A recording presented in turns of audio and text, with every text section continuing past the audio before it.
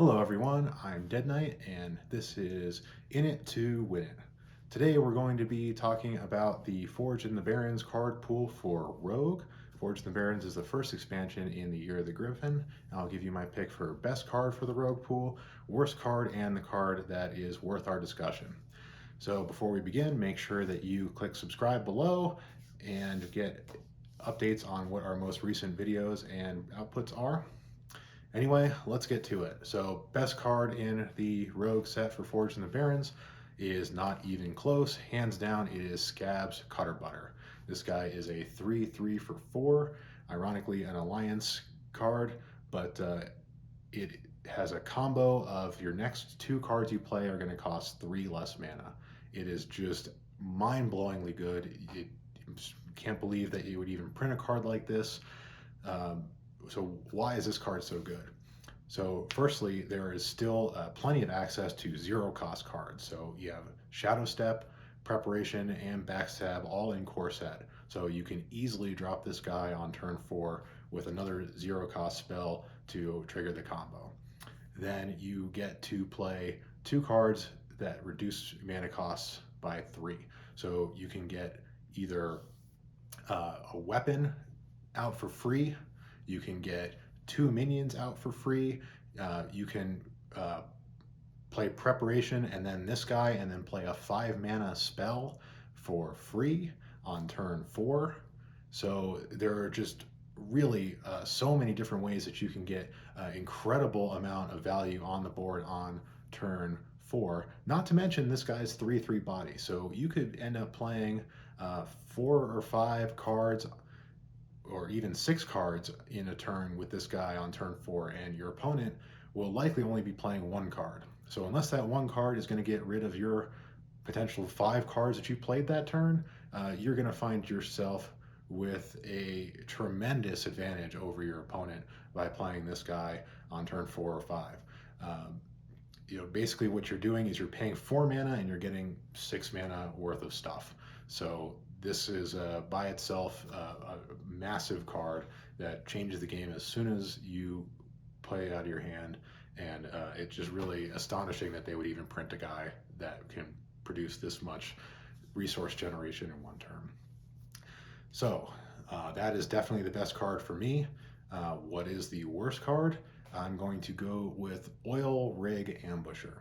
So Oil Rig Ambusher is a 4/4 for 4 that battle cries to deal 2 damage to any target, but if you drew it this turn, then instead of dealing 2 damage, it deals 4 damage.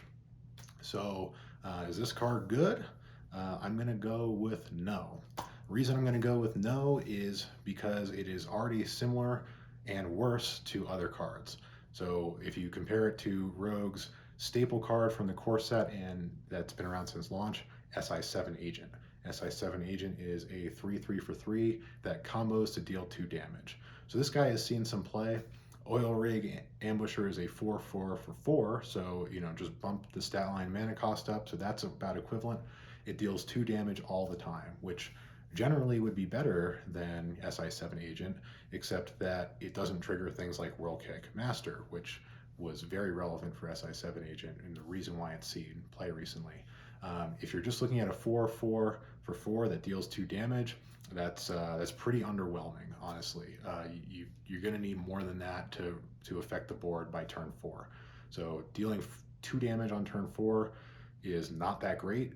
You've already got cards like Troll Batrider that would deal 3 damage on turn 4, never got even 1 ounce of play. You had there was a Phoenix from an earlier set that was a 3/3 for 4 to deal 2 damage, so obviously just patently worse than Oil Rig Ambusher, but never saw any play at all. And if you want to deal damage to your opponent's face, you already have Knife Fender, which is a 3/4 for 4 that deals 4 damage to both players. So obviously you don't want to take 4 to the face, but if you're in a really aggressive deck, always being able to deal that 4 damage to the face instead of sometimes only 2 damage to the face is why Knife Fender has sometimes gotten some action. I don't really see this guy being worth it. There are much better ways to spend 4 mana if you're trying to deal 4 damage. So this guy is just not really doing it for me, especially with the conditional damage. And as far as what should we be talking about with Rogue, I think the biggest discussion point is Swinetusk Shank. This is a 3 mana weapon with 2 attack and 2 durability, and gets an additional durability every time you play a poison on it. So we already had Deadly Poison, which has seen lots of play recently in aggressive rogue decks.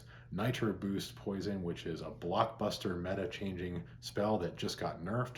I think is still going to see plenty of play at 2 mana because it's often going to get you 6 damage or more for 2 mana. Really great card. So those are the 2 poisons we came in with. And we have a couple new poisons being added to Forge in the Barrens. Those cards by themselves, they're not the aggressive style that we're used to seeing with poisons, but they're enabling you to do different things. So one of the poisons gives your weapon 1 attack and makes your hero immune while attacking, which allows you to clear the board with your weapon instead of just going face. You've got another one that is basically just Blessing of Wisdom for your weapon and lets you draw cards. So it remains to be seen whether those poisons take off or if Rogue is going to continue to just go with an all face all the time strategy. And that's going to basically be the hinge on whether Swinetusk Shank sees any play.